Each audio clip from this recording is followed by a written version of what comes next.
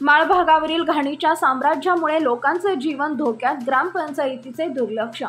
शिरढोण येथील माळ भागावरील रस्त्याच्या बाजूला कचऱ्याचे ढीग साचले। हा कचरा संपूर्ण गावातून गोळा करून ग्रामपंचायतीच्या आदेशानुसार तिथे टाकला जातो। नागरिकांनी तक्रार करून देखील ग्रामपंचायत दुर्लक्ष करत आहे। वाऱ्यामुळे कचरा, प्लास्टिक लोकांच्या घरात दारात जात आहे। येथील नागरिकांना नाहक त्रास सहन करावा लागत आहे। ग्रामपंचायत सरपंच, उपसरपंच, सदस्य देखील याच्याकडे लक्ष देत नाही। वारंवार सांगून देखील दुर्लक्ष केलं जात आहे। मत मागायला आल्यावर आश्वासन देतात आणि निवडून आल्यावर दुर्लक्ष करतात, अशी चर्चा नागरिकांमधून होत आहे। येथील कचऱ्यामुळे नागरिकांचं आरोग्य धोक्यात आलंय आणि कचरा पेटवल्यामुळे वाहतुकीसाठी धोका निर्माण झालाय। या घाणीमुळे आरोग्य उपकेंद्र देखील धोक्यात येत आहे।